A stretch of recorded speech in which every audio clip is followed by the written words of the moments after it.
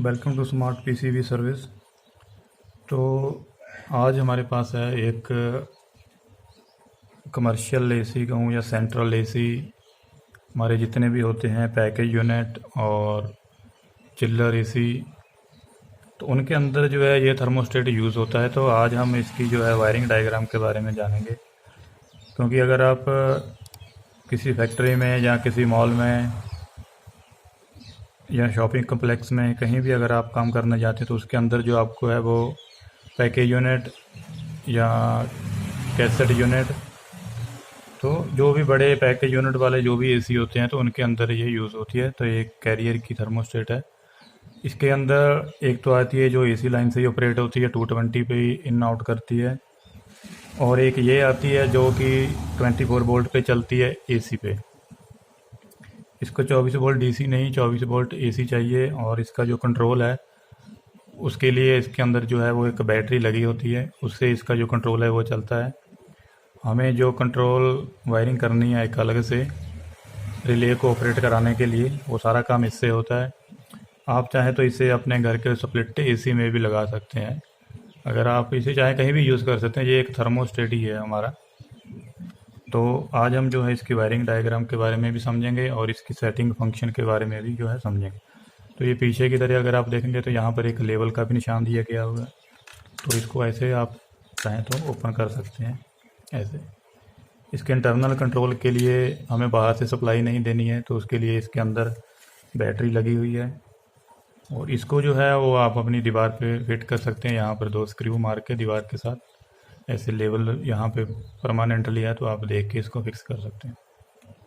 तो यहाँ पर जो होते हैं वो हमें करने होते हैं वायरिंग के कनेक्शन। तो चलिए इसकी वायरिंग के बारे में भी जानेंगे, और हम जो है इस थर्मोस्टेट को जो है वो एक बार ऑन कर लेते हैं। तो इसको मैं सीधा करके लगा लेता हूँ। अगर आप देखेंगे तो ये ऑन हो गया है। तो सबसे पहले जो बात रहेगी वो इसकी, ये जो हमारा इस वक्त जो रूम टेम्परेचर है वो 29 है। इसको ऊपर रखते हैं साइड। तो सबसे पहले जो हम समझेंगे इस वायरिंग डायग्राम के बारे में, तो मैं जो है यहाँ पे लिख लेता हूँ। फर्स्ट वायर जो हमारी है वो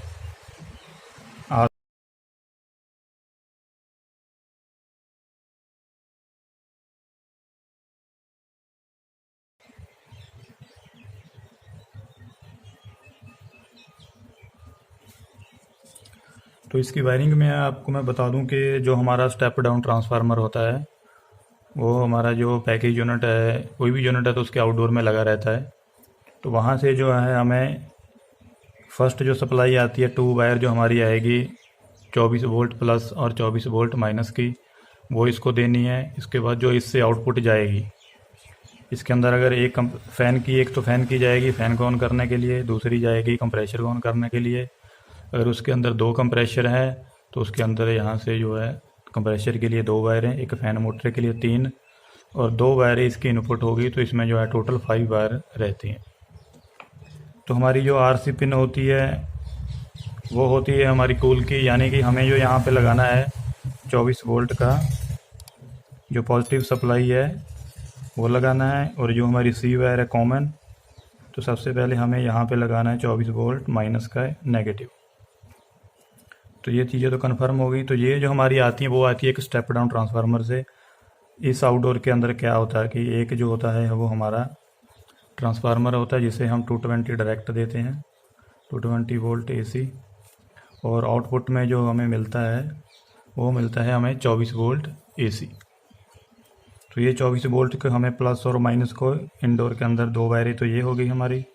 उसके बाद जो हमारी होती है RH, ये हमारी हीट की होती है। तो अगर आपका यूनिट में हीट और कूल दोनों है तो आपको इसको इसके साथ में जो है जो जंपर करना पड़ेगा, क्योंकि ये जो है वो कूलिंग के लिए है। यहाँ पे H लिखा है, ये हीटर के लिए है। तो अभी तो इसका हमारे यहाँ अपने बहुत कम, ज़्यादा कम ही यूज़ होता है। तो इसकी जो सेटिंग है वो इंटरनली वो डिसेबल होती है, क्योंकि ये जो थर्मोस्टेट है वो मैं दुबई से लाया था। तो वहाँ पर तो क्या था कि हमें जो हीटिंग को वो कभी यूज़ ही नहीं करना पड़ता है। तो ये फंक्शन इंटरनली डिसेबल होता है। वो जिस कंट्री में भी ये आता है तो उस हिसाब से वो इनेबल और डिसेबल है। वो फंक्शन रहता है। तो इसे हमें अभी नहीं लगाना है, इसको छोड़ देना है। ये हमारी ओ और बी की वायर है, ये हमारी ऑप्शनल होती है। अगर मान लीजिए किसी हमारा जो डक्टेबल अगर एसी है पैकेज यूनिट, तो उसमें क्या होता है, अगर आप इसके साथ ओ वाली जो पिन है और जो बी वाली है, ये जो ओ वाली है वो कूलिंग पर्पज़ के लिए यूज़ होगी, जो बी वाली है वो हीटिंग के लिए यूज़ होगी।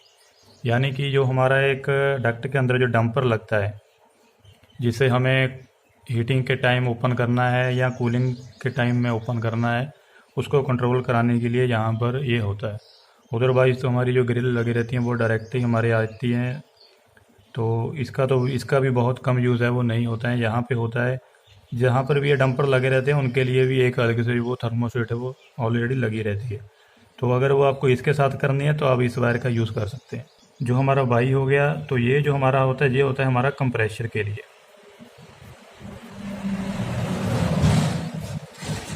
यानी ये काम कैसे करता है वो भी हम समझेंगे। कंप्रेशर के लिए क्या है, हमारे कंप्रेशर के ऊपर जो होता है वो एक कॉन्टैक्टर लगा रहता है, 3 फेस कॉन्टैक्टर लगा रहता है, जिसकी कंट्रोल होती है 24 वोल्ट से, जो इसको ये थर्मोस्टेट कंट्रोल करता है। तो जब ये यहाँ से हमारी कमांड जाएगी 24 वोल्ट यहाँ से जब आउट होंगे, तो हमारी जो कंप्रेशर वाली रिले है या कॉन्टैक्टर है वो ऑन होगा, जिससे हमारा कंप्रेशर रन हो जाएगा। उसके बाद जो होता है हमारा जी, तो डक्टेबल एसी में आप इतना ध्यान रखिए, जो हमारी कूलिंग आती है उसका इंडोर फैन भी पैकेज यूनिट के ऊपर ही रहता है, फ्लोर के ऊपर ही। तो वहाँ से जो है इसकी एक फ़ैन के लिए जो है वो वायर जाती है। तो इसमें जो जी वाइन होती है वो होता है फ़ैन मोटर के लिए। जब यहाँ से सप्लाई 24 वोल्ट ये आउट करेगा, कॉमन तो जो हमारी माइनस होती है वो सभी को हमें लूप करनी पड़ती है, इंडोर से लेकर आउटडोर तक कॉमन वायर करनी पड़ती है। यहाँ से सिर्फ जो है 24 वोल्ट फेस जो है पॉजिटिव वो आउट होता है। ये 24 वोल्ट एसी पे काम करता है, 30 वोल्ट तक आप इसको दे सकते हैं। तो उसके बाद हमारी जो WE है ये हमारी हीटर के लिए है, तो ये भी हमारी यूज़ नहीं होती है यहाँ पे, तो हम इसे भी छोड़ देंगे। हीटर हमारे यहाँ यूज़ नहीं होता है। अगर यूनिट के अंदर हीटर है तब जो है आप इस वायर को लगा सकते हैं। तो ये कॉमन वायर थी, तो ये कॉमन होगी। तो ऐसे जो हमारी हैं, अगर इसके अंदर 2 कंप्रेशर होगा, तो अगर आप देख सकते हैं यहाँ पर, ये फर्स्ट हीटर के लिए है WE वाली, और ये सेकंड हीटर के लिए। अगर 2 हीटर हैं तो ये दोनों वायर जो हैं वो हीटर के लिए यूज़ होंगी। और यहाँ पे अगर Y2 और ये यहाँ पे Y1 जो है, ये हमारी अगर 2 कंप्रेशर हैं तो दोनों के लिए 2 वायर अलग से जाएंगी। तो हमारी ऐसे जो है टोटल जो 5 वायर है वो जाती हैं। तो अगर आप इसे अपनी किसी भी स्प्लिट टीसी के साथ भी अगर यूज़ करना चाहते हैं तो आराम से यूज़ कर सकते हैं। आपको क्या करना पड़ेगा, आउटडोर के अंदर है वो एक ट्रांसफार्मर लगाना पड़ेगा जो 24 वोल्ट आउट करेगा। वहाँ से जो आपको है, तो 2 वायर तो इसके लिए आएंगी पॉजिटिव और नेगेटिव, ये 2 वायर ये हो गई। तो फ़ैन के लिए तो हमें कोई लेके नहीं जानी है, फ़ैन इंडोर तो हमारा डायरेक्ट वो चलता रहेगा नीचे वाली रिमोट से भी। हमें जो है वो कूलिंग कंट्रोल करनी है, तो एक जो हम Y1 वाली वायर है वो कंप्रेशर के लिए एक लेकर जाएंगे, जिससे जो है एक हम रिले के साथ जो है कनेक्ट कर देंगे। जब वो रिले या कॉन्टैक्टर ऑन होगा तो हमारा जो है कंप्रेशर भी ऑन हो जाएगा। और इसके अंदर टेम्परेचर, जब भी हमारा टेम्परेचर जो मेंटेन हो जाएगा तो ये ऑफ हो जाएगा। अभी देखिए यहाँ पे अभी आपको रिले की आवाज़ आई होगी ऑन होने की। तो फर्स्ट जो रिले की आवाज़ है वो फ़ैन की आई है। यहाँ भी फ़ैन ऑटो मोड पे है। इस पर मैंने जो है वो डिले टाइम लगा रखा है, 5 मिनट के बाद जो है यहाँ पर ये आउटपुट हमारी अभी आगे देखेंगे तो कूल ऑन है। तो अभी टेम्परेचर का डिफरेंस है तो इसने जल्दी साथ के साथ ऑन कर दिया। नहीं तो इसके अंदर अगर आप डिले डालना चाहते हैं तो 5 मिनट का डिले इसमें आप डाल सकते हैं। तो जब हमारा टेम्परेचर पूरा हो जाएगा, वो चाहे कोई भी एसी हो, तो उसके बाद जो रिले वो कट हो जाएगी। अगर आप इसका टेम्परेचर बढ़ा देंगे तो अभी देखिए टिक की आवाज़ आई, यहाँ से कूल मोड वो डिसेबल हो गया, तो अभी ये ऑफ कंडीशन में चला गया। तो इसकी वायरिंग जो है वो बहुत ही आसान है। तो ये 24 वोल्ट एसी के ऊपर काम करता है, और 220 वोल्ट के ऊपर भी काम करने वाली जो है थर्मोस्टेट आती है, तो वो 220 ही आउट करती है फेस। तो इसमें जो है सिर्फ हमारे आउटडोर के अंदर कॉन्ट्रैक्टर लगे रहते हैं जो यहाँ से कंट्रोल होते हैं। तो इसका फंक्शन कुछ और भी है। अगर आपको इसको अगर लॉक करना है कि कोई आपके घर में इसको कोई छेड़छाड़ ना करे, तो आपको मीनू बटन और ये वाला, इन दोनों को जो है एक साथ प्रेस करना है। अब देखेंगे तो यहाँ पर जो है वो लॉक का निशान आ गया। अभी ये थर्मोस्टेट जो है कोई भी काम नहीं करने वाले। तो हमें इसे फिर से ओपन करेंगे तो अब जो हमारा लॉक है वो ओपन हो गया है। तो अभी देखिए तो यहाँ पे जैसे ही मैंने टेम्परेचर को डाउन किया, यहाँ कूल मोड पे है तो स्टार्टिंग सून आ रहा है। तो अभी ये कुछ टाइम का डिले लेगा, क्योंकि जो जिसके अंदर ये लगी रहती है, ये पैकेज यूनिट की है कैरियर की, तो उसके अंदर जो है वो स्क्रॉल कंप्रेसर यूज़ होता है। तो उसमें डिले टाइम का कोई भी टेंशन नहीं रहता है। अब जब भी ऑन करोगे तो ऑन हो जाएगा, ऑफ करेंगे तो ऑफ हो जाएगा साथ के साथ। तो यहाँ से है ये हीट मोड पे चला गया। तो आप इसे अगर हीटर में यूज़ करना चाहते हैं, आपके एसी के अंदर हीटर है तो आपको हीटर के लिए एक वायर डालनी पड़ेगी और यहाँ से आप हीटर की सप्लाई देकर इसको यूज़ कर सकते हैं और यहीं से ये ऑफ हो जाएगा। इसके अलावा इसके कुछ और फंक्शन है, तो आप मेनू बटन को प्रेस करेंगे तो अगर आप देखेंगे तो यहाँ से सेल्सियस, अब ऊपर अगर आप देखेंगे तो यहाँ पे आ रहा है फ़ारेनहाइट में। अगर आपको यूज़ करना है तो फ़ारेनहाइट, अगर सेल्सियस में रखना है तो सेल्सियस में यूज़ कर सकते हैं।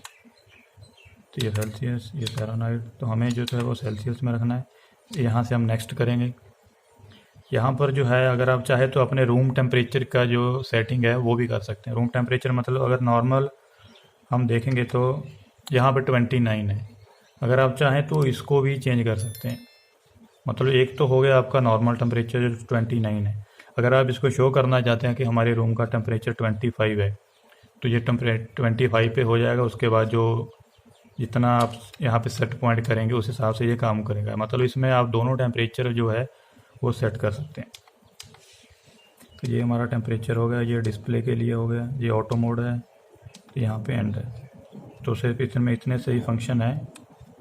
तो ये है थर्मोस्टेट की वायरिंग, जो बहुत ईजी है। आप इसको कहीं भी लगा सकते हैं। ऐसे ये टेम्परेचर मीटर भी काम कर रहा है जो हमारा रूम टेम्परेचर बताता है। स्प्लिट एसी के साथ भी अगर आप चाहें तो इसको लगा सकते हैं।